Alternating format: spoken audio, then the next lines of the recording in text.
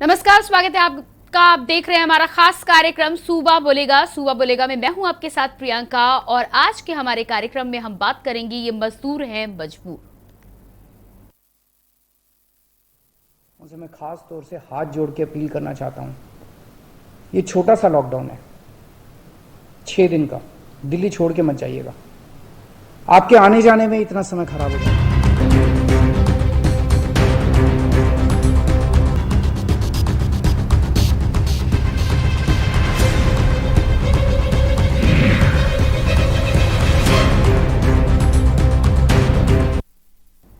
Corona virus के संक्रमण पर काबू पाने के लिए राष्ट्रीय दिल्ली में लगाए गए लॉकडाउन के बीच प्रवासी मजदूरों का पलायन एक बार फिर से शुरू हो गया है। मुख्यमंत्री अरविंद केजरीवाल की अपील बेअसर हो रही है और रेलवे स्टेशन के अलावा बस स्टैंड्स पर भी मजदूरों की भारी भीड़ देखी जा सकती है। प्रवासी मजदूरों को डर है कि लॉकडाउन का समय पहले की तरह ही इस बार भी अगर बढ़ा दिया गया, इसलिए वो अपना पूरा सामान लेकर घरों की ओर लौट रहे हैं। मजदूरों को भरोसा नहीं है कि एक सप्ताह के बाद दिल्ली में सब कुछ एक बार फिर से सामान्य हो सकेगा। सबको लॉकडाउन के लंबे चलने का डर सता रहा है। यही वजह है कि प्रवासी मजदूरों का कहना है कि कोरोना वायरस के संक्रमण अनियंत्रित तरीके से बढ़ रहा है। आने वाले समय में अगर हालात बद से ज्यादा बदतर होते हैं और ज्यादा खराब होते हैं तो लॉकडाउन की सीमा बढ़ाई जा सकती है। ऐसे में लॉकडाउन की वजह से काम बंद हो जाएंगे और एक बार फिर से यहां फंस गए तो परिवार चलाना मुश्किल साबित हो सकता है। आपको ये भी बता दें कि इससे पहले 2020 में भी पलायन की दर्दनाक तस्वीरें हमें देखने को मिली थी। एक बार फिर से पलायन की ऐसी ही तस्वीरें हमें देखने को मिल रही हैं। बता दें कि दिल्ली में 1 हफ्ते का पूर्ण लॉकडाउन लगाने की घोषणा कर दी गई है। लॉकडाउन सोमवार रात 10 बजे से लेकर सुबह 26 अप्रैल की सुबह 5 बजे तक लगाया जाएगा। इस दौरान केवल अनिवार्य सेवाओं से जुड़े लोगों को ही सड़क पर बाहर निकलने की अनुमति है। ऐसे में प्रवासी मजदूरों को पलायन फिर से एक बार शुरुआत हो चुकी है।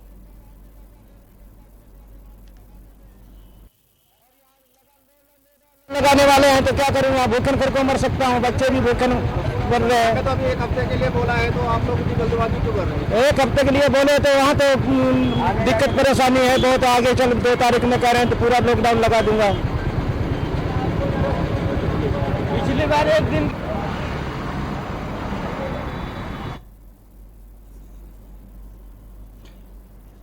और ये आप सीधी तस्वीरें देख पा रहे हैं।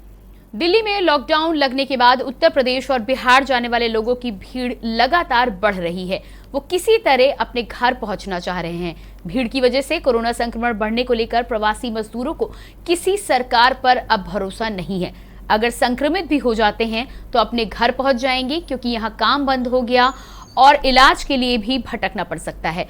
प्रवासी मजदूरों का पलायन पर क्या कुछ कहना है, ये भी आपको सुना देते हैं। मैं गांव जा रहा हूँ, कोई साधन नहीं, फिर साइकिल से चला जाऊंगा। तो साधन है नहीं, गाड़ी है नहीं, और गाड़ी है एक आध तो उसमें सारी भीड़ भाड़ है, बैठालते नहीं है। अच्छा, गांव किस लिए जाना है? क्या आपको लगता है लॉकडाउन जैसे? लॉकडाउन नहीं आया, एक बार फंस चुका हूँ, अब दोबारा फिर फंस जाऊंगा, फिर दिक्कत हो जाएगी। काम धंधा है नहीं, काम धंधा है नहीं, क्या करूँ? कंपनियां सारी बंद हो गई। 450-500 किलोमीटर है। साइकिल से जाएंगे? साइकिल से जाऊंगा। साइकिल से तो बहुत दूर पड़ेगा।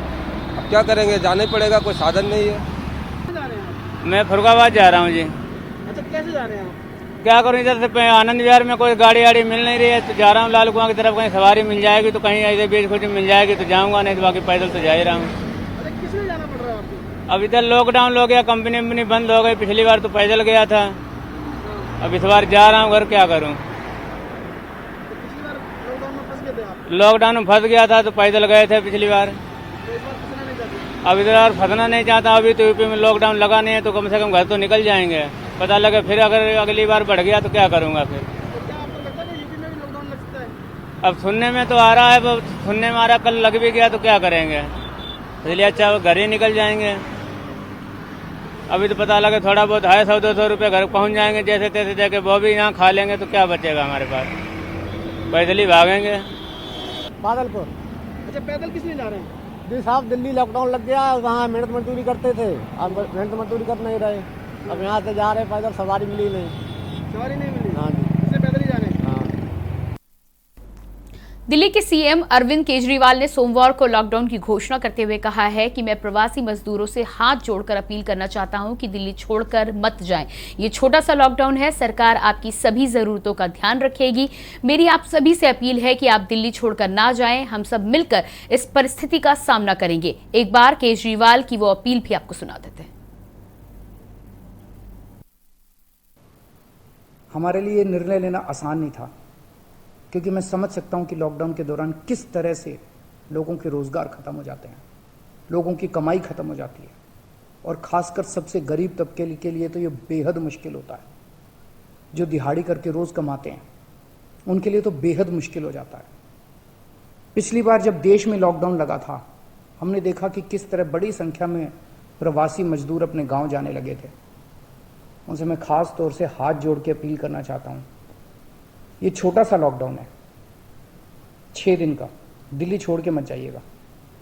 आपके आने जाने में इतना समय खराब हो जाएगा, इतना पैसा खराब हो जाएगा, इतनी ऊर्जा खराब होती है।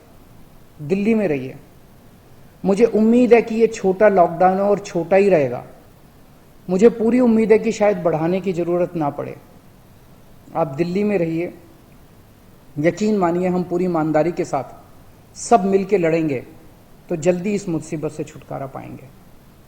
मैं आपको यकीन दिलाता हूं, सरकार आपका पूरा ख्याल रखेगी। मैं हूं ना, मुझ पे भरोसा रखिए। मेरी दिल्ली के सभी नागरिकों से अपील है कि यह निर्णय हमने बहुत मुश्किल से लिया है। आप सब लोग जानते हैं कि मैं लॉकडाउन के सख्त खिलाफ रहा हूं। हमेशा से मैंने लॉकडाउन का विरोध किया है।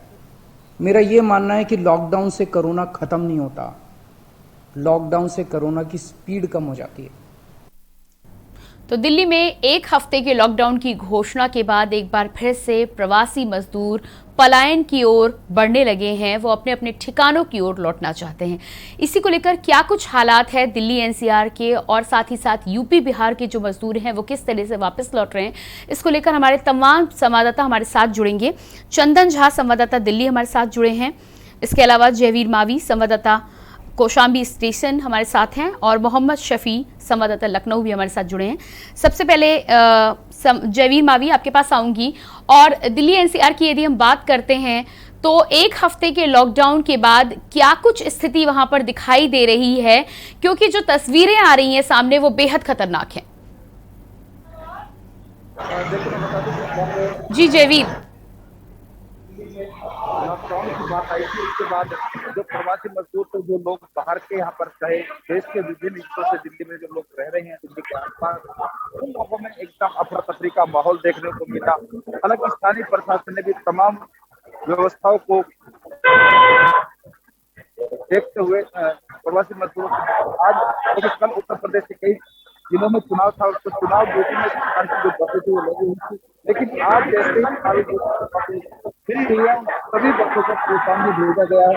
बड़ी संख्या में यहाँ पर आप देख सकते हैं सैकड़ों बसें यहाँ पर मौजूद हैं, और जैसे ही सवारी भरती है तो बैठने के बाद तुरंत ये बसें अपने गंतव्य स्थान के लिए रवाना हो रही है। बड़ी संख्या में हालांकि प्रवासी मजदूर अभी, क्योंकि अगर मजदूरों की बात करें तो ज्यादातर मजदूर यहाँ पर रात में निकलते हैं, क्योंकि जो दूर की जो लंबी यात्रा की जो बसें हैं, वो जो यात्री हैं वो देर शाम निकलते हैं।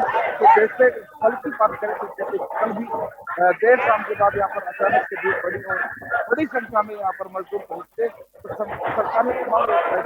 हालांकि यहाँ पर अगर हम बस की बात करें तो यहाँ पर जो कौशाम्बी बस स्टैंड है, जहाँ मैं मौजूद हूँ, गाजियाबाद का बड़ा स्टैंड है, यहाँ पर बसों में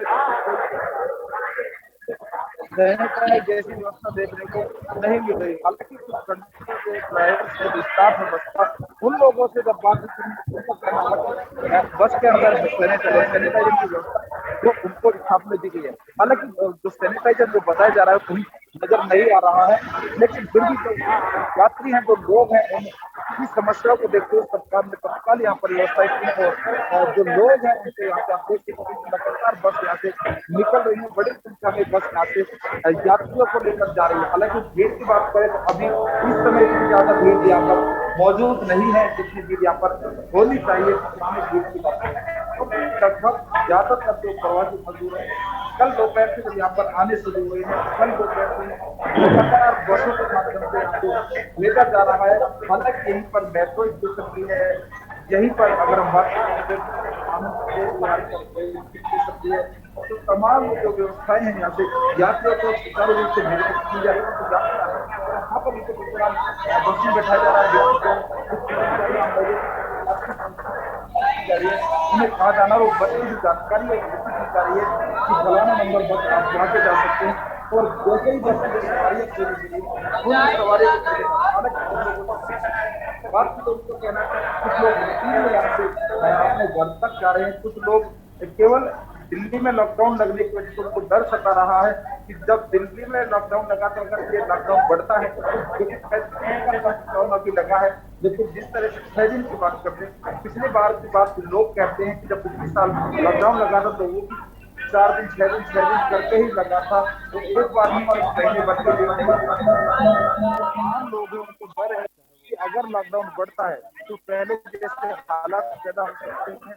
और ऐसे हालात में जिस तरह अब कोरोना के वायरस की हम बात करें और जो डॉक्टरों ने बताया हवा से निकल रहा है, कोरोना कैरियर भी लोग बन सकते हैं इन लोगों के माध्यम से जो कोरोना जैसी बीमारी है, क्योंकि भीड़ में नहीं मालूम कि कितने लोगों को कोरोना जैसी महाबीमारी हो सकती है। हालांकि यहाँ पर मैं मौजूद हूँ, यहाँ पर कोई भी टेस्ट किसी यात्री का नहीं किया जा रहा है, कोई जानकारी यहाँ से नहीं ली जा रही है। केवल यहाँ पर जो लोग उन लोगों को बसों में बिठाया जा रहा है और बसों को रवाना किया जा रहा है। ऐसे में आपके पास वापस लौट कर आएंगे, लेकिन उससे पहले हमारे साथ दर्शक जुड़े हैं झांसी से संजय, उनसे जान लेते हैं क्या कहना चाहते हैं। जी संजय जी, क्या आप मुझे सुन पा रहे हैं? संपर्क शायद हमारा नहीं हो पा रहा है, वापस लौटेंगे। चंदन झा भी संवाददाता दिल्ली हमारे साथ जुड़े हुए हैं। चंदन, आपसे जानना चाहेंगे कि मजदूरों को अब क्या डर सता रहा है? केजरीवाल ने हाथ जोड़ के अपील करी है, लेकिन उसके बावजूद भी मजदूर दिल्ली में रुकने को तैयार नहीं है। उनका यही कहना है कि जिस तरह भी हो सके वो अपने घर को पहुंच जाए, यही उनके लिए राहत की बात होगी। जी चंदन जी, जिस तरीके से लॉकडाउन के बाद, जैसे कल अनाउंस हो गया है कि लॉकडाउन है, लॉकडाउन के बाद दिल्ली के तमाम बड़े बड़े बस स्टैंड पे, रेलवे स्टेशन पे जो भीड़ देखने को मिली, खास करके आनंद विहार रेलवे स्टेशन और आनंद विहार बस स्टैंड पे, वो अपने आप में चिंता की बात है कि जैसे लोगों को समझ में आने के लिए लोग समझने के लिए तैयार नहीं, भले वो मजदूर ही क्यों ना हो, उन्हें ऐसा लग रहा है कि लॉकडाउन बढ़ जाएगा और हमारे खाने और कमाने की दिक्कत होगी। इसलिए बेहतर यही है कि हम लोग अपने अपने नेटिव प्लेस पे चले जाते हैं। लेकिन सबसे बड़ी समस्या ये है कि कल की और आज की, कि जैसे मजदूर वहां पहुंचे, जैसे जो लोग जाने वाले थे वहां पहुंच गए, एक तो पैनिक सिचुएशन क्रिएट। जी, इसके अलावा चंदन, एक बड़ी बात ये भी है कि इतनी भीड़ जब एक साथ जाएगी तो कहीं ना कहीं ये भीड़ कोरोना की कैरियर भी हो सकती है। काउंटिंग कर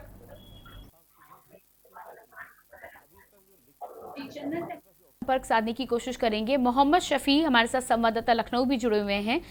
जी मोहम्मद शफी, आपसे जानना चाहेंगे कि दिल्ली एनसीआर के अलग अलग जगहों से जो लोग आ रहे हैं, लखनऊ में किस तरह की भीड़ देखने को मिल रही है? बिल्कुल ऐश्वर्या, मैं आपको बता दूं कि लखनऊ के बस अड्डों पर भी लगातार भीड़ बढ़ती जा रही है, क्योंकि कोरोना का जो मामला है वो भयानक से भयानक रूप लेता नजर आ रहा है। जो कोविड-19 फेज 2 है, ये एक भयानक रूप में आया है। लगातार लोगों को सांसों की परेशानी हो रही है, ऑक्सीजन की कमी हो रही है, हॉस्पिटल में बेड नहीं है। और अगर दिल्ली की बात करें तो केजरीवाल बड़ी बड़ी बातें करते थे कि यहाँ पर हॉस्पिटल में जगह बनाई गई है, लोगों को बेड पर्याप्त रूप में दिया जाएगा, लेकिन कहीं ना कहीं वो सारी कमी सामने आ गई और उनको लॉकडाउन लगाना पड़ा।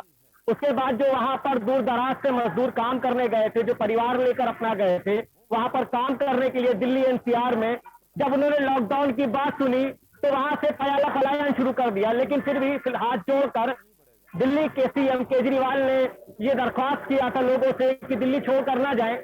लेकिन जो वहां पे लोग हैं, जो प्रवासी मजदूर हैं, वो लगातार यही सोच रहे हैं कि कहीं ना कहीं अगर लॉकडाउन बढ़ जाएगा तो जो हम रोजी रोटी कमाने आए हैं, रोजमर्रा के काम करने वाले हैं, रोज दिहाड़ी पे काम करने वाले हैं, तो वो किस तरीके से अपने बच्चों का पेट पालेंगे। तो कहीं ना कहीं वहां से उन लोगों ने प्रवास कर दिया और लगातार अपनी जगहों पर जाने की कोशिश में, बसों में, ट्रेनों में लगातार चढ़ते रहे और ना ही कोरोना का उनको डर सताया, ना ही सोशल डिस्टेंसिंग की कोई परवाह की।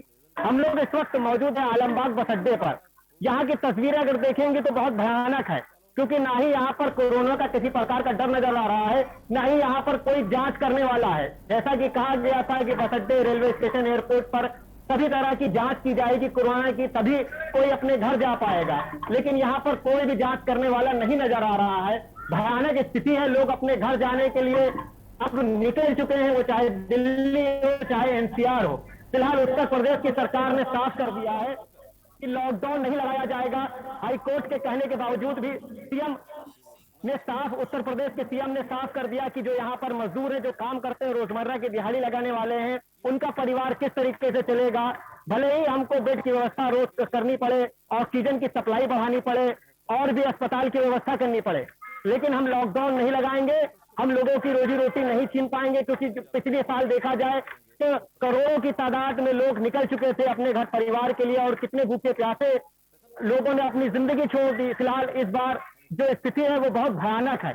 तो इस भयानक स्थिति को देखते हुए दिल्ली के सीएम केजरीवाल ने तो लॉकडाउन लगा दिया है, लेकिन जो वहां की जनता है, जो वहां के प्रवासी मजदूर हैं, वो लगातार प्रवास कर रहे हैं अपने घरों की तरफ। फिलहाल सीएम उत्तर प्रदेश के सीएम ने साफ कर दिया है कि जो भी प्रवासी मजदूर लखनऊ आ रहे हैं या उत्तर प्रदेश में आ रहे हैं, उनके लिए सही से बस की व्यवस्था की जाए, उनको उनके परिवार तक, उनके अपने स्थान तक पहुंचाया जाए सही सलामत। जी ऐश्वर्या। जी बिल्कुल, आपके पास वापस लौट कर आऊंगी। मध्य प्रदेश से कॉलर हमारे साथ जुड़े हुए हैं। जी बहुत बहुत स्वागत है, अपना नाम बता दें आप। मेरा नाम भंवर सिंह पवार है, जिला उज्जैन, मध्य प्रदेश। जी बहुत स्वागत है, बताइए क्या कहना चाहते हैं आप। मेरा निवेदन है कि केंद्र सरकार और राज्य सरकार जो लॉकडाउन के अनुरूप जो मजदूरों के प्रति जो भ्रांतियां रख रहे हैं कि लॉकडाउन मात्र 6 दिन के लिए लगा के आगे भी बढ़ेगा, तो मजदूर एक भ्रमित है जो अपना रोजी रोटी कमाने वापस घर जा रहे हैं। ये वास्तव में 3 महीने के लिए बढ़ेगा, इसकी खुलासा सरकार क्यों नहीं करती है? मजदूरों को भ्रमित रख रखा।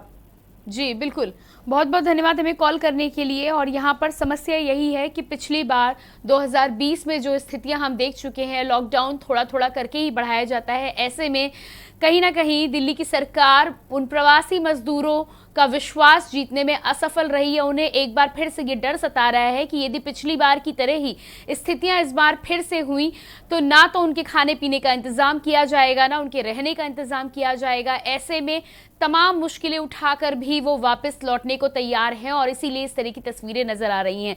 चंदन, एक बार फिर से आपका रुख करूंगी, और जिस तरह की तस्वीरें सामने आ रही हैं, लाख कोशिशें करने के बावजूद भी मजदूर कहीं ना कहीं अपने परिवार चलाने को लेकर आशंकित नजर आ रहे हैं और उन्हें डर ये सता रहा है कि यदि लॉकडाउन बढ़ता है तो वो खाएंगे क्या, क्योंकि पिछली बार सरकार पूरी तरह से विफल रही थी।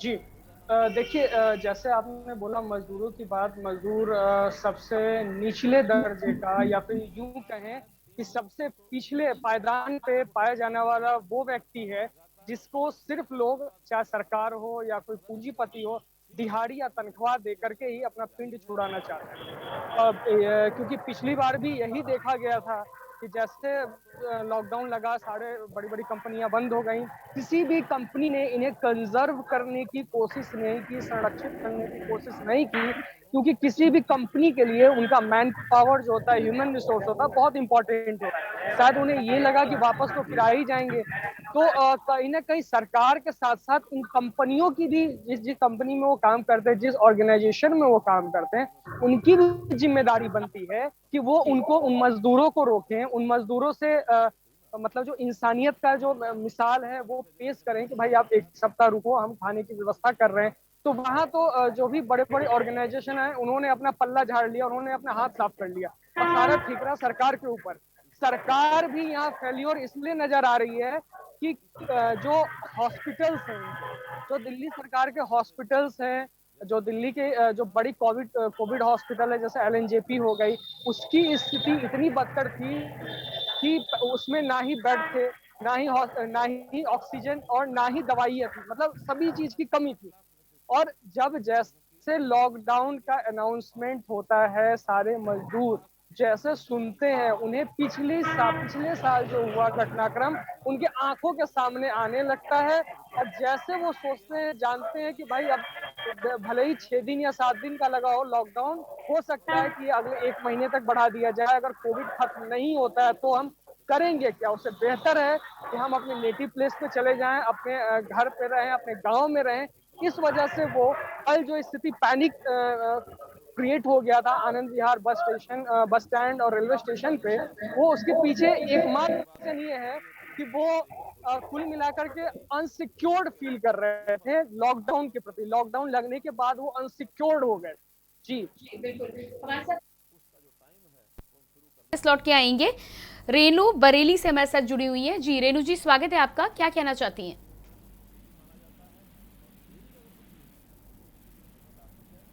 रेनू, क्या आप मुझे सुन पा रही हैं?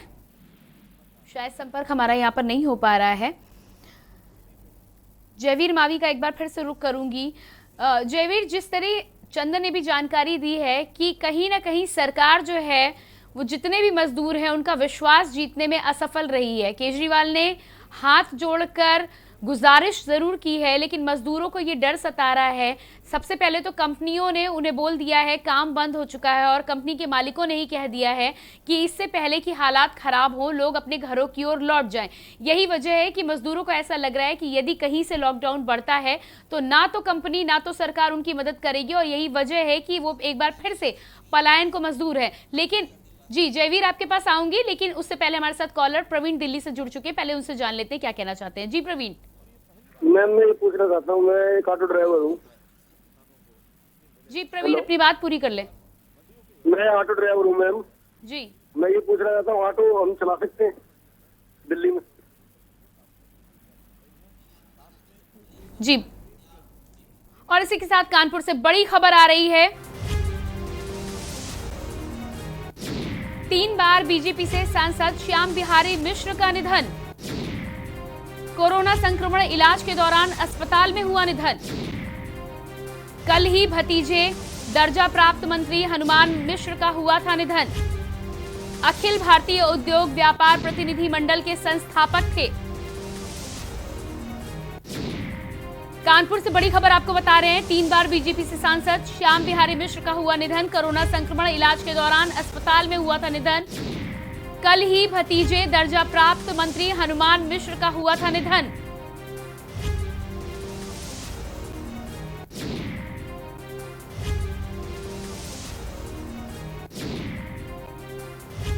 बड़ी खबर आपको,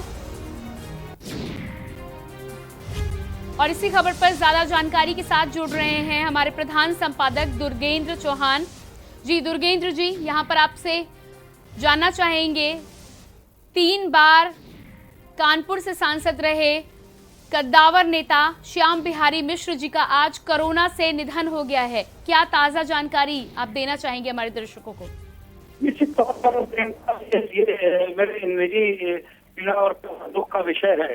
पंडित श्याम बिहारी मिश्र भारतवर्ष के उन नेताओं में थे, वो केवल कानपुर में थे, इसलिए उनको केवल कानपुर या उत्तर प्रदेश में हम सीमित नहीं कर सकते। वो इस देश के सबसे बड़े व्यापारी नेता थे, और यूँ कहा जाए तो जो पूरे देश में जो व्यापारियों को लड़ना सिखाया, अपना हक लेना सिखाया, जो तो वो शख्स श्याम बिहारी मिश्र थे।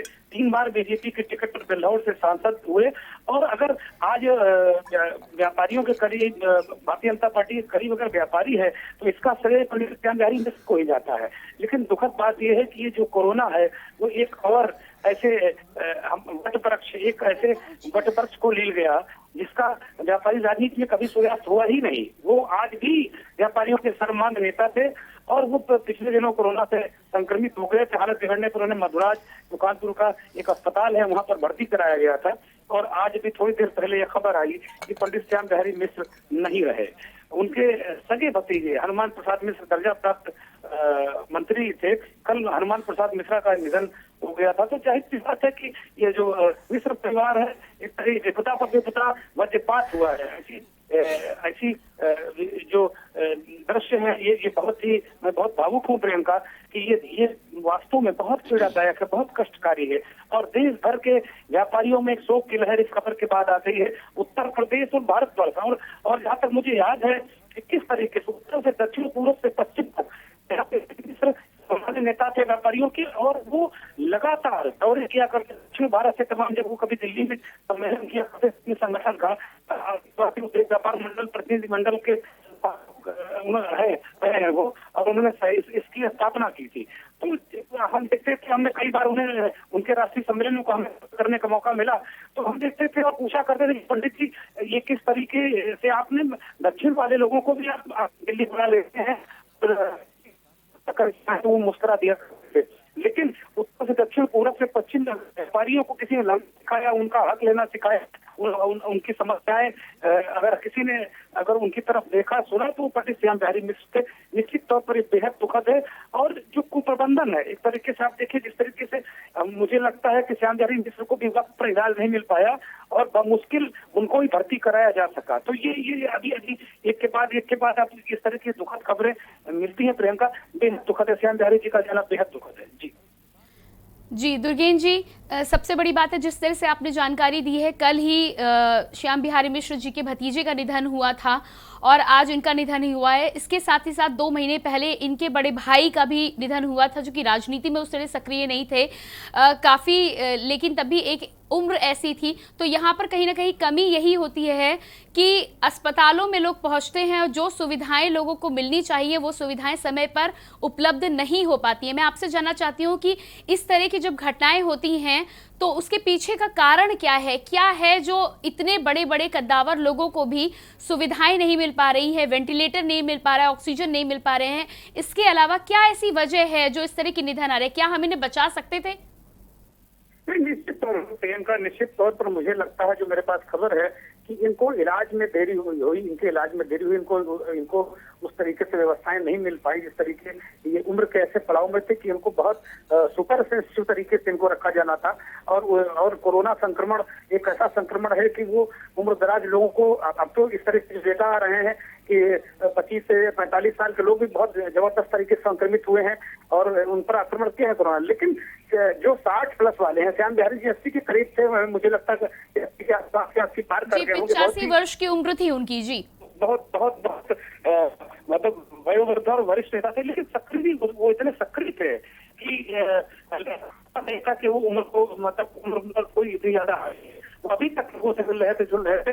तो मुझे लगता है ऐसे लोगों को जो उम्र में थोड़ा सा ज्यादा है उनको ज्यादा से तरीके से उनका ट्रीटमेंट होना चाहिए, वो नहीं हो पा रहा है। हालात ये है कि जवान लोग बिल्कुल ये लोग जब सड़कों पर उनको इलाज नहीं मिल रहा है, दम तोड़ रहे हैं, अस्पताल की चौखट पर दम तोड़ रहे हैं, इस तरीके से इतने संवेदनशील नेता का युद्ध देखना मुझे लगता है कि बहुत कष्टकारी और सारी व्यवस्थाओं के पोल खोलता है कि श्याम बिहारी जी जो कभी जिनके एक फोन पर दूसरों को मदद मिल जाया करती है, और ये ऐसे नेता थे कि ये वीवीआईपी कल्चर वाले नेता नहीं थे। मैं बहुत करीब से जानता हूँ, जो भी पंडित जी के पास गया उसके लिए वो खड़े हो गए, वो चल दिया करते थे और उसमें कहीं कोई वो साथ चले जाया करते थे लोगों की लड़ाई लड़ने के लिए, लोगों को न्याय दिलाने के लिए। और जब वो सांसद थे तो मैं देखा करता था कि सुबह वो उनका एक अपना जनता दरबार लगता था और वो हर खास आम के लिए हरदम सक्रिय रहते थे। और ऐसे व्यक्ति को अच्छा इलाज न मिल पाना और उनका इस दुनिया जी, इसके अलावा दुर्गेन जी अखिल भारतीय व्यापार मंडल के राष्ट्रीय अध्यक्ष भी थे, आजीवन अध्यक्ष थे। इन्होंने हमेशा जब भी जरूरत पड़ी है, चाहे वो लॉकडाउन का समय रहा हो, चाहे कोई भी समय रहा हो, व्यापारियों को लिए भी हमेशा आवाज उठाई है और इस बात की पूरी कोशिश की है कि क्या कानपुर से लेकर पूरे भारतवर्ष के जो व्यापारी हैं उनकी सुविधाओं के लिए जो कुछ किया जा सकता हो वो किया जाए। निश्चित तौर पर इनके रास्ते जी दुर्गेन जी, इस जानकारी के लिए आपका बहुत बहुत शुक्रिया।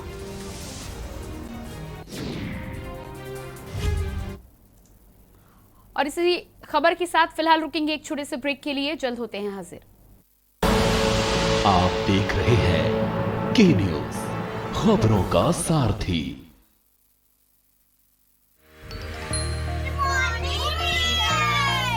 बच्चों तैयार हो जाओ, शुरू करते हैं एक नई गिनती। 1, मास्क लगाएं अब हर एक।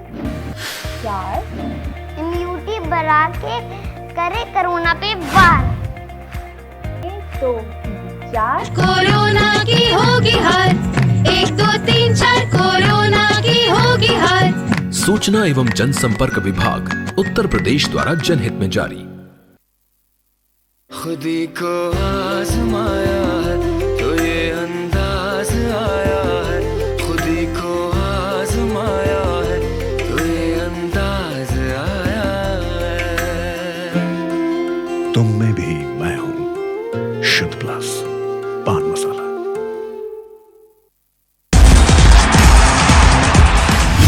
खेल खेल में खेल का ख्याल, हार जीत से जुड़ा हर सवाल, आईपीएल में कौन करेगा कमाल,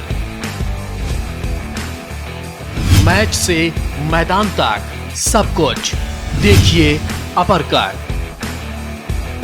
रोज शाम 6 बजे सिर्फ के न्यूज पर।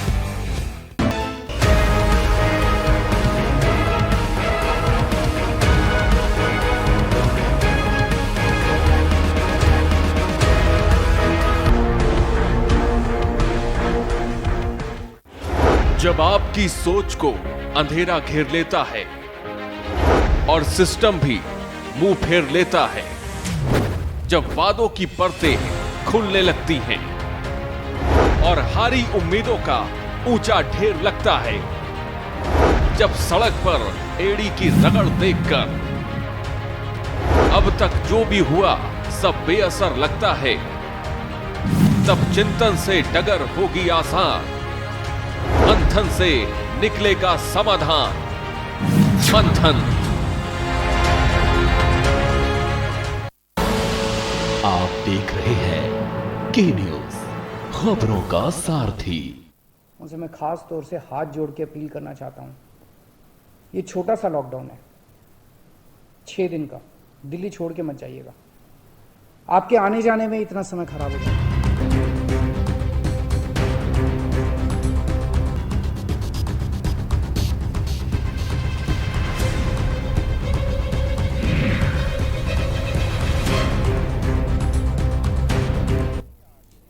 ब्रेक के बाद एक बार फिर से स्वागत है आपका कार्यक्रम सूबा बोलेगा में। आज हम बात कर रहे हैं, ये मजदूर है मजबूर, और उसको लेकर हमारे संवाददाता जुड़े हुए हैं दिल्ली से, साथ ही साथ कौशाम्बी स्टेशन से और लखनऊ से भी जुड़े हुए हैं। सबसे पहले एक बार फिर से रुक करूंगी, जयवीर मावी आपका रुक करूंगी। और जिस तरह से दिल्ली एनसीआर में स्थिति बनी हुई है, लगातार लोग अपील भी कर रहे हैं, दिल्ली सरकार ने अपील की है मजदूरों से। सबसे बड़ी बात है कि इतनी भीड़ जब वहाँ से दिल्ली से अलग अलग राज्यों के लिए आएगी, तो सबसे बड़ा सवाल यहाँ पर यह होता है कि कोविड गाइडलाइंस की पालन की हम बात करें तो क्या कुछ स्थिति आपको नज़र आ रही है? क्या कहीं पर बसों को, ट्रेन को सैनिटाइज किया जा रहा है, या रैंडम टेस्ट की जो बात आती है कि रैंडम टेस्ट किया जाता है, इसके माध्यम से देखना होता है कि किस तरह से कोरोना संक्रमण को हम कहीं ना कहीं रोक सकते हैं? तो इसकी क्या कुछ स्थिति है, क्या कुछ दिखाई दे रहा है आपको? देखिए, मैं के न्यूज के माध्यम से दर्शकों को भी बता दूं और आपको भी बता दूं कि जो कोविड के जो नियम है, अगर कोविड की जो गाइडलाइन सरकार द्वारा बनाई गई थी, जहां पर कोई कोविड की गाइडलाइन का पालन नहीं हो रहा। अभी भी जहाँ बस अड्डे में बहुत सारे लोग ऐसे हैं जो बगैर मास्क के घूम रहे हैं, सोशल डिस्टेंसिंग यहाँ पर बिल्कुल नहीं है। वही बात करें जो वाहनों के सैनिटाइजर, तो बसों में सैनिटाइजर नहीं किया जा रहा है, ना ही बसों में कोई सैनिटाइजर की व्यवस्था है। जो लोग यहाँ आ रहे हैं उन लोगों को सीधे बसों में बिठाया जा रहा है। कोई जांच यहाँ पर किसी से नहीं होती है, चाहे जिन बात करते गाजियाबाद, हम गाजियाबाद के ही जहाँ पर बड़ी संख्या में आप देख सकते हैं जो वेटिंग एरिया है, यहाँ पर बड़ी तादाद में लोग मौजूद हैं, अपने गंतव्य तक जाने के लिए बसों का इंतजार भी कर रहे हैं। लेकिन अगर बात करें तो जो नियम है, चाहे वो टेस्ट की बात हो या फिर सैनिटाइजर की, बस अड्डे के बाहर यहाँ पर कोई टेस्टिंग नहीं हो रही है, ना ही जो लोग आ रहे हैं उनको सैनिटाइज किया।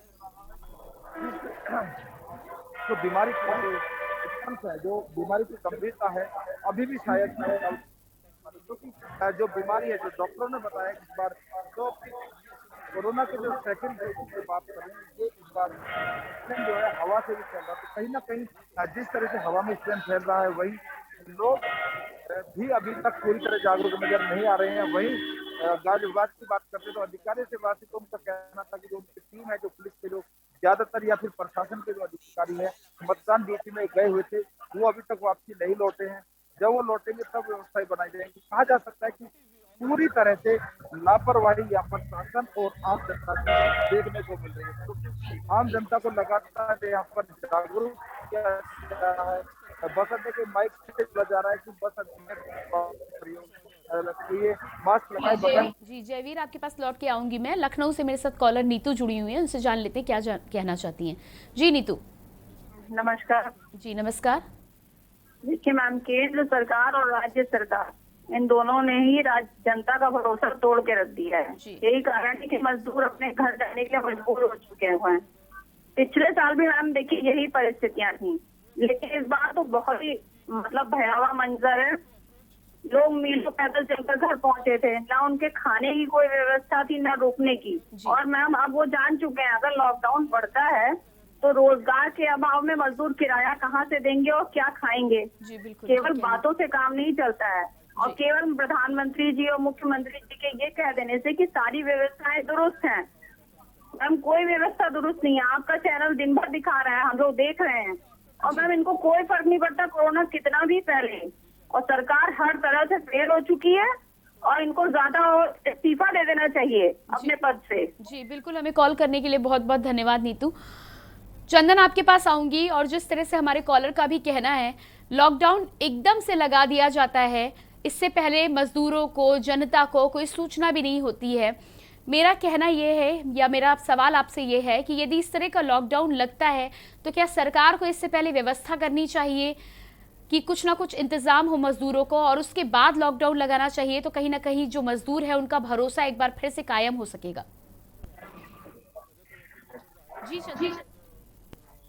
जी आपने एक बहुत ऑथेंटिक सा सवाल पूछा है कि मजदूरों का जब तक भरोसा ना जीता जाता है लेकिन दिल्ली सरकार ने दिल्ली की केजरीवाल सरकार ने पहले वीकेंड कर्फ्यू लगाया था। शुक्रवार रात 10 बजे से सोमवार की सुबह 6 बजे तक कर्फ्यू रहेगा। उसके बाद उन्होंने देखा कि कुछ कोरोना के केसेस में कमी आने की संभावना है। उसी दिन मंडे के दिन जो राज्यपाल के साथ इनकी मीटिंग हुई और उसी दिन उन्होंने मीन्स कल तो बैठक हुई राज्यपाल के साथ उन्होंने डिस्कस करने के बाद उन्होंने जो चीजें थी वीकेंड कर्फ्यू में उसी को सिर्फ और सिर्फ मतलब फॉरवर्ड किया कि आगे की तरफ आगे वैसे ही काम किया जाएगा। लेकिन जहां तक मजदूरों को भरोसे में लेने की बात है तो वो वहां पे ये कड़ी कमजोर नजर आ रही है केजरीवाल सरकार की। उन्होंने सिर्फ और सिर्फ ये कहा कि आप दिल्ली छोड़ के ना जाएं, 6 दिनों का कर्फ्यू है, 6 दिनों के बाद 6 दिनों का लॉकडाउन है, लॉकडाउन के बाद फिर स्थिति ठीक हो जाएगी। लेकिन सिर्फ कहने से मजदूर का भरोसा नहीं जीता जा सकता। सिर्फ कहने से अगर केजरीवाल सिर्फ ये कह दें कि हम मजदूरों को अपना भाई समझते हैं, अपना सगा संबंधी समझते हैं, उससे कोई फर्क नहीं पड़ने वाला। फर्क कब पड़ेगा कि जब उनके पास door to door food packets पहुंचते, डोर टू डोर उनके पास हेल्थ डिपार्टमेंट के लोग पहुंचते जो उनको चेक करते, जिनसे मजदूरों का भरोसा बना रहता है दिल्ली सरकार के ऊपर कि अगर 6 दिन का लॉकडाउन लगा है और अगर बाई चांस आगे भी लॉकडाउन को बढ़ाया जाता है तो यहाँ की सरकार हमारे साथ है। हमारे मिनिमम रिक्वायरमेंट को मैं ये कह रहा हूँ, यहाँ मेरे मजदूरों के मिनिमम रिक्वायरमेंट बस वापस लौट कर आएंगे।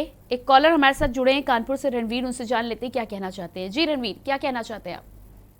जी नमस्कार। जी नमस्कार। वर्तमान में सरकार नाम की कोई चीज ही नहीं है। प्रदेश के मुख्यमंत्री को या पूर्व मुख्यमंत्री को और जैसे अरविंद केजरीवाल जी की मिसेज को कोरोना हो गया, जिस देश के मुख्यमंत्रियों को, मंत्रियों को, उनके परिवारों को ही बीमारी हो रही है, प्रमुख सचिव को हो रहा है, सचिवों को। जब सरकार पे ही महामारी की मार है तो जनता क्या करेगी? जी हमें कॉल करने के लिए बहुत बहुत धन्यवाद रणवीर जी। मोहम्मद शफी भी लखनऊ से हमारे साथ है। जी मोहम्मद शफी, जिस तरह से मजदूरों का पलायन हो रहा है, चंदन ने जिस तरह से जानकारी दी है कि केजरीवाल सरकार ने अपील जरूर की है, लेकिन उस अपील को किस तरह पुख्ता बनाया जा सकता था, उसके पहले क्या कुछ इंतजाम किए जा सकते थे कि मजदूरों का भरोसा दिल्ली सरकार पर कायम होता, उसके लिए कुछ काम किया नहीं गया। आपका क्या कहना है कि जो मजदूर उसके बाद में आएंगे और जिस तरह से उनका पलायन हो रहा है, आगे किस तरह से उनका ध्यान रखा जाएगा जब वो बॉर्डर को पार करेंगे? बिल्कुल ऐश्वर्या, मैं बता दूं कि जिस तरीके से लगा हो चुका है दिल्ली से, हम आपको यहाँ की स्थिति दिखाना चाहेंगे आलमबाग बस अड्डे की किस तरीके से भयानक हो चुकी है। और एक नजर हम आपको दिखाना चाहेंगे कि लोग बसों का इंतजार कर रहे हैं। फिलहाल बस यहाँ पर अवेलेबल नहीं हो पा रही है। हम आपको पूरी तस्वीर दिखा दें कि जिस तरीके से यहाँ पर लोग मौजूद हैं, एक स्थिति है यहाँ पर, क्योंकि कोविड का कहर लगातार बढ़ता जा रहा है। कोरोना का कोई सोशल डिस्टेंसिंग नहीं है, ना ही यहाँ पर कोई चेकअप कैंप लगाया गया है, ना ही किसी तरह की कोई टेस्टिंग की जा रही है। लाख दावे किए जा रहे थे, टेस्टिंग के लाख दावे किए जा रहे थे। तो पुलिस प्रशासन ने को तो लगा दिया गया है सांसों की पाबंदी पर, क्योंकि ऑक्सीजन जहाँ पर सप्लाई दी जा रही है वहां पर पुलिस प्रशासन दिया गया है। लेकिन जहां पर पुलिस प्रशासन की जरूरत थी, जहां पर लोगों को सोशल डिस्टेंसिंग का पाठ पढ़ाना था, जहां पर लोगों को दूर करना था, यहाँ पर कोई भी पुलिस प्रशासन किसी तरह का गार्ड नहीं नजर आ रहा है। दिल्ली से लोगों ने पलायन शुरू कर दिया है, क्योंकि अगर बात करें खुद केजरीवाल की जो वाइफ है वो कोरोना पॉजिटिव हो चुकी है। खुद जो दिल्ली के सीएम है केजरीवाल, तो क्वारंटाइन में चले गए हैं। अब तो दिल्ली का हाल वैसे ही बुरा था और भी बुरा हो गया। फिलहाल उत्तर प्रदेश की बात करें तो लॉकडाउन की बात मना करते हैं उत्तर प्रदेश के सीएम ने, लेकिन जिस तरीके से दिल्ली छोड़ चुके हैं, एनसीआर छोड़ चुके हैं, नोएडा से बाहर आ चुके हैं, अपने घरों की तरफ पलायन कर रहे हैं। लोगों का रोज घरों से निकलना और बस अड्डों तक आना, बस अड्डों से अपने घर तक जाना, कहीं ना कहीं ये कोरोना भी अपने साथ लेकर जा रहे हैं, क्योंकि स्थिति भयानक बनी हुई है। बिना ऑक्सीजन के काम चल नहीं पा रहा है और ऑक्सीजन प्रशासन नहीं पूरी तरीके से मुहैया नहीं करा पा रहा है। तो स्थिति भयानक और भयावह लगातार बनती जा रही है। दिल्ली की बात करें तो दिल्ली के 6 दिनों का लॉकडाउन लगाया गया, लेकिन उससे पहले किसी तरह की कोई व्यवस्था नहीं की गई, ना ही किसी तरीके की कोई किसी को बताया गया कि लॉकडाउन लगाया जाएगा तो इस तरीके से दिल्ली को चलाया जाएगा। जो मजदूर यहाँ पर रह रहे हैं उनकी मदद की जाएगी। वापस लौटकर हम आएंगे, उससे पहले हमारे साथ एक कॉलर जुड़े, उनसे जान लेते क्या कहना चाहते हैं। गोरखपुर से संजय हमारे साथ जुड़े हुए हैं। जी संजय जी, स्वागत है आपका, क्या कहना चाहते हैं आप? संपर्क हमारा शायद टूट चुका है। जी मोहम्मद शफी, आपका फिर से रुक करूंगी। आप हमें जानकारी दे रहे थे आलमबाग बस स्टेशन पर किस तरह के माहौल है, और साथ ही साथ ये भी आपसे जानना चाहेंगे कि ये तो प्रवासी मजदूरों को कह दिया गया है कि उनको उनकी गंतव्य तक पहुंचाने का इंतजाम किया जाएगा, लेकिन वहां पर कोविड गाइडलाइंस का पालन क्या हो रहा है? जिस तरह की तस्वीरें सामने आ रही हैं उससे साफ पता चल रहा है कि बसों में दुगनी तिगुनी क्षमता से लोग सफर कर रहे हैं। जी बिल्कुल, मैं ऐश्वर्या बता दूं, यहाँ पर कोविड के तो छोड़िए, यहाँ पर किसी चीज का पालन नहीं हो रहा है, क्योंकि आम जनता छोड़ दी गई है भगवान भरोसे। क्योंकि अब ना इनको यहाँ कोई पूछने वाला है, ना ही यहाँ पर कोई प्रशासन का आदमी है, ना ही यहाँ पर कोई डॉक्टर है, ना ही कोई यहाँ पर टेस्ट करने वाला है। जो आम जनता है वो पहले से ही कोरोना से पीड़ित है, मर रही है बिना ऑक्सीजन के। फिलहाल अब लॉकडाउन के डर से वो पलायन शुरू हो चुका है, अपने घरों को जाने को मजबूर हो गई है। यहाँ पर किसी तरह का कोई सोशल डिस्टेंसिंग नहीं है, ना ही कोई पुलिस प्रशासन है। बात करें बसों में भरने की, तो बसों में 3-4 गुना आदमी भर चुके हैं। कोई खिड़की के रास्ते से जा रहा है तो कोई दरवाजे के रास्ते से, क्योंकि लोगों को जल्दी पड़ी है अपने घर परिवार पहुंचने की। छोटे छोटे बच्चे हैं, औरतें हैं, पूरा परिवार लोग लेकर अब निकल चुके हैं।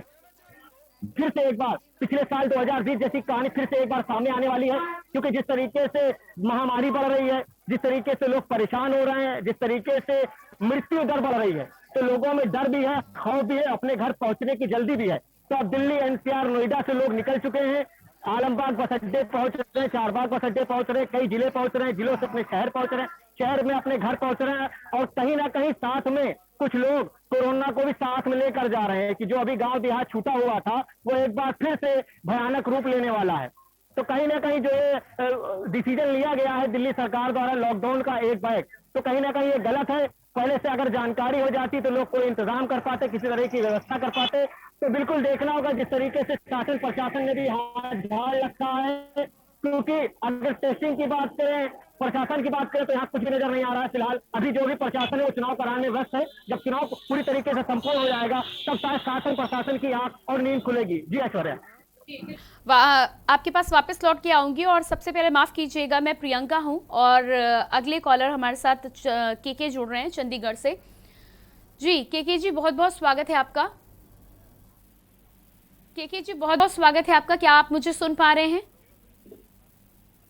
जी जी जी जी, अपनी बात रखें, आप क्या कहना चाह रहे हैं? जी, हम भी कहना चाहते हैं दिल्ली सरकार से जी, क्योंकि कुछ अपने मित्रों से मेरी बात हुई जो कि दिल्ली से चल दिए हैं वापस यूपी आने के लिए, कि केजरीवाल सरकार इतना प्रेम से हाथ जोड़ के ऐसा निवेदन करती है कि लोग डर जाते हैं कि उनका आगे का प्लान कुछ और होगा।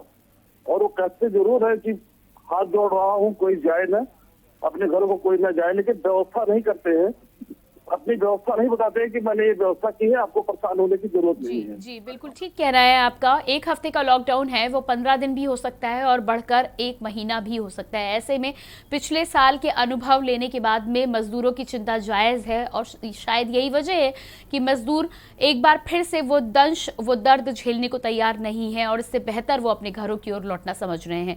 अगली कॉलर नीतू हमारे साथ दिल्ली से जुड़ चुकी हैं। जी नीतू जी, नीतू जी क्या आप मुझे सुन पा रही हैं? हेलो। नीतू जी, सबसे पहले आपसे अनुरोध करना चाहूंगी, टीवी के वॉल्यूम को आप डाउन करें और उसके बाद अपनी बात रखें। ठीक है। हम जी क्या कहना चाह रही हैं, अपनी बात पूरी करें। जी नीतू जी, बहुत बहुत धन्यवाद हमें कॉल करने के लिए। चंदन, एक बार फिर से आपका रुख करूंगी और जिस तरह से दिल्ली में लॉकडाउन लगाने के बाद में जो स्थितियां सामने आई हैं, हालांकि दिल्ली के सीएम अरविंद केजरीवाल ने हाथ जोड़कर लोगों से अपील की है, लेकिन केवल हाथ जोड़कर अपील कर देने मात्र से आप इतने सारे प्रवासी मजदूरों का भरोसा, उनका विश्वास नहीं जीत सकते। बेहतर ये होता कि पहले ये इंतज़ाम किए जाते कि लॉकडाउन लगाया जा रहा है, तो ऐसे में यदि स्थितियां खराब होंगी तो तमाम जो मजदूर हैं जिनके पास काम नहीं है, जिनके पास खाने की कोई सामग्री नहीं है, कोई इंतज़ाम नहीं है, उनके लिए क्या कुछ इंतज़ाम किया गया है। इस इंतज़ाम को करने के बाद यदि ये लॉकडाउन लगाया जाता तो बेहतर होता। जी चंदन जी, क्या कहना है इस बारे में आपका? जी बिल्कुल, अगर पहले इंतजाम कर लिया जाता और इंतजाम करने के साथ साथ सबसे बड़ी बात क्या है कि दिल्ली के अंदर जितने लोग जो भी अनस्किल्ड लोग हैं, अलग अलग ऑर्गेनाइजेशंस में काम करने वाले लोग हैं, फैक्ट्रीज में काम करने वाले लोग। सवाल और यहाँ पर आ रहा है, सवाल ये आ रहा है कि जैसा कि बसेज हैं, तो जो सरकारी बसें हैं वहां पर दुगनी तिगनी क्षमता से आ रहे हैं, प्राइवेट बसें भी क्या संचालन कर रही हैं, और यदि कर रही हैं तो उनके किराए को लेकर क्या कहना है आपका? जी मैं आपको बता दूं कि किरायों में जो आनंद विहार से बिहार जाने वाली बसें हैं, उसमें पहले का जो किराया था, मतलब पिछले 10 दिन 15 दिन 20 दिन पहले का, वो 1700-1800 रुपए में आपको स्लीपर सीट वहाँ पे अवेलेबल थी। लेकिन आज वहाँ जो प्राइवेट जो बस ऑपरेट कर रहे हैं, प्राइवेट बस चलाने वाले लोग हैं, उन लोगों ने उसी बस का स्लीपर का किराया 3400-3500 रुपए कर दिया है। लेकिन उससे भी उनका मन नहीं भर रहा है। एक एक सीट पे 5-5 लोग, 4-4 लोगों को भर के लेकर के जा रहे हैं। जो नियम है, जो कोविड गाइडलाइंस है, उसको ये लोग भुनाने में लगे हैं कि ज्यादा से ज्यादा पैसा अपन बना सके वहां पर। लेकिन कहीं ना कहीं पैसे के साथ साथ ये भूल जा रहे हैं कि अगर एक भी उस बस में अगर एक भी कोरोना पॉजिटिव पेशेंट हो तो क्या होगा? सभी लोग इन्फेक्टेड हैं, या फिर वो जहाँ पे जाएगा, जिस जगह जाएगा, जिस गांव में जाएगा, अपने आसपास के लोगों को इन्फेक्टेड करेगा। जी चंदन, आप बने रहिएगा हमारे साथ कॉलर जुड़ रहे हैं प्रयागराज से प्रेमचंद जी, इनसे जान लेते हैं क्या कहना चाहते हैं। जी प्रेमचंद जी। हाँ, ये जो है मैं ये जानना चाहता हूँ कि हमारे यहाँ पर जो है भारत सरकार जो है, जी आप अपनी बात पूरी करें। मैं ये कह रहा हूँ कि सरकार हमारी जो है, ये मैं भी भाजपा का नेता हूँ, और ये मैं जानना चाहता हूँ कि ये भाजपा सरकार क्या कर रही है कि ये जो है यहाँ पर जो है, अभी मैं ये कह रहा हूँ कि कोरोना काल में जो है कोरोना सरकार चिल्ला रही है, लेकिन यूपी सरकार और भारत सरकार क्या कर रही है कि कोरोना में जो है इलेक्शन करा रही है। क्या कोरोना में इलेक्शन करना जरूरी है? क्या आदमी उसमें नहीं मरेंगे? उनको कोरोना नहीं होगा? जी, हमें कॉल करने के लिए बहुत बहुत धन्यवाद। स्थितियां बहुत ही भयानक हैं, ये हम सब जानते हैं, और इन तमाम स्थितियों को संभालने से पहले बेहतर होता कि तमाम सरकारें जो हैं वो पहले एक रणनीति बना लेती और उसके आधार पर कोई निर्णय लिया जाता, तो शायद इतने मजदूर जो अपने ठिकानों को छोड़कर अपना सब कुछ सामान बांध कर अपने घरों की ओर वापस लौटने का प्रयास कर रहे हैं, ये कुछ दिन वहां रुक सकते थे। यदि मिनी लॉकडाउन था तो इस बात की जानकारी देने से पूर्व तमाम चीज़ों का इंतजाम कर दिया जाता, तो शायद स्थिति वो न होती। जयवीर, आपके पास आऊंगी एक बार फिर से। और जिस तरह की लगातार हमें जानकारी मिल रही है कि मजदूर पलायन कर रहे हैं, बसों की स्थिति में किराया दुगना है, साथ ही साथ जो सरकारी बसें हैं वहाँ दुगुनी तिगुनी क्षमता से लोग भरकर सफ़र करके किसी ना किसी तरह अपने घरों को पहुँचने को, तो कोई खिड़की से अंदर जाना चाह रहा है, तो कोई बसों के ऊपर बैठा है, ट्रेनों की भी यही हालात है। इसके साथ ही साथ कोविड गाइडलाइंस की जब हम बात कर रहे हैं, जब हम इस बात का जिक्र कर रहे हैं कि ये तमाम भीड़ कहीं ना कहीं कोरोना कैरियर हो सकती है, तो क्या कहीं पर सैनिटाइजेशन की कोई व्यवस्था है? क्या रैंडम चेकिंग की कोई व्यवस्था आपको नज़र आ रही है मौके पर? देखिए प्रियंका, मैं बता दूं आपको कि जिस तरह से जो मैं आपको बताना चाहता हूं कि मेरी निजी राय है, मुझे लग रहा है कि जिस तरह से दिल्ली में लॉकडाउन लगा है और लोगों को, क्योंकि उत्तर प्रदेश सेंटर है पूरे देश का, दिल्ली आने वाला ज्यादातर लोग उत्तर प्रदेश के रास्ते से देश के विभिन्न हिस्सों में जाते हैं, तो कहीं ना कहीं ऐसा भी लग रहा है कि जो अंदेशा है, हालांकि मेरी निजी राय है कि हालांकि उत्तर प्रदेश सरकार ने लॉकडाउन लगाने से स्पष्ट मना कर दिया, जो 5 राज्यों में लॉकडाउन लगाने का निर्देश जो हाईकोर्ट ने दिया था उसको मना कर दिया।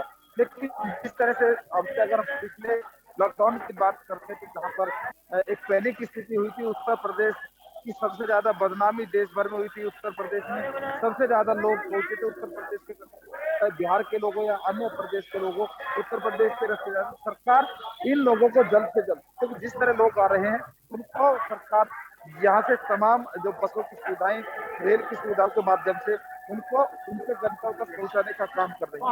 वहीं सैनिटाइज और जांच की हम बात करें तो किसी तरह से कोई सैनिटाइजर यहाँ पर यूज नहीं होता दिखाई दिया है, ना ही यहाँ पर किसी तरह की जांच हो रही है। और अगर हम बात करें सुरक्षा की, तो कहीं ना कहीं सुरक्षा में भी एक बड़ा खतरा नजर आ रहा है, क्योंकि साधारण दिनों में यहाँ पर पुलिस पिकेट होती थी और जो लोग यहाँ पर पहुंचते थे उनको जांच के बाद बस में प्रवेश दिया जाता था। लेकिन इस समय पर बस अड्डे के चारों तरफ से रास्ते खुले हुए हैं, हर तरफ से लोग आ रहे हैं और अपने अपने जगह पर जा रहे हैं। इसे भीड़ में किसी सामान की कोई जांच नहीं की जा रही है, कोई व्यक्ति क्या सामान लेकर जा रहा है। माफ कीजिएगा, यहाँ पर एक सवाल ये भी बनता है कि जिस संक्रमण की चेन को तोड़ने के लिए ये लॉकडाउन लगाया गया है, यदि भीड़ इसी तरह से स्टेशनों पर, रेलवे स्टेशन पर और साथ ही साथ प्रवासी मजदूर इस तरह जमा रहे, तो ये कहीं ना कहीं संक्रमण चेन को तोड़ने की बजाय और बढ़ाने वाली स्थिति होगी।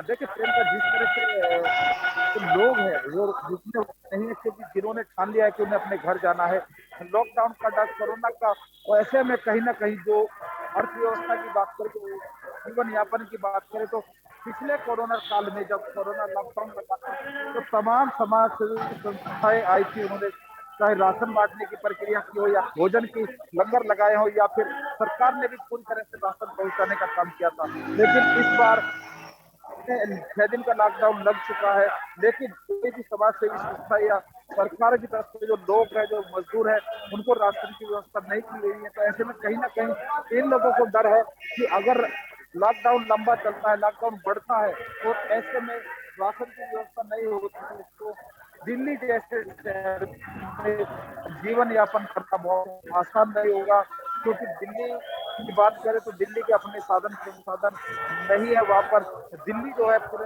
जो खाद्यान्न की हम बात करते हैं तो देश के अन्य प्रदेशों के ऊपर निर्भर है। दिल्ली में कोई खाद्यान्न पदार्थ पैदा नहीं होते, पैदावार नहीं होती, खेती किसानी नहीं होती है। इस जानकारी के लिए आपका बहुत बहुत शुक्रिया। मोहम्मद शफी, आपका भी बहुत बहुत शुक्रिया, और साथ ही साथ चंदन, आपका भी बहुत बहुत शुक्रिया। और एक बार फिर से अपने दर्शकों को हम यहाँ पर बताना चाहेंगे कि जिस तरह की तस्वीरें एक बार फिर से दिल्ली एनसीआर में दिखाई दे रही हैं, दिल्ली में 1 हफ्ते का लॉकडाउन तो लगा दिया गया है, लेकिन बेहतर ये होता कि इस लॉकडाउन को लगाने से पहले सरकार इस तरह का इंतजाम कर लेती कि तमाम प्रवासी मजदूर जिनका भरोसा सरकार से उठ चुका है, उनका भरोसा जीतने के लिए कुछ ऐसे इंतजाम किए जाते कि वो वहां पर रुक सकते। पिछले साल की स्थितियों को देखने के बाद मजदूर अपने अनुभव के आधार पर एक बार फिर से वही दंश, वही दुत्कार नहीं झेलना चाहते हैं। यही वजह है कि वो अपने घरों की ओर वापस लौटना चाहते हैं।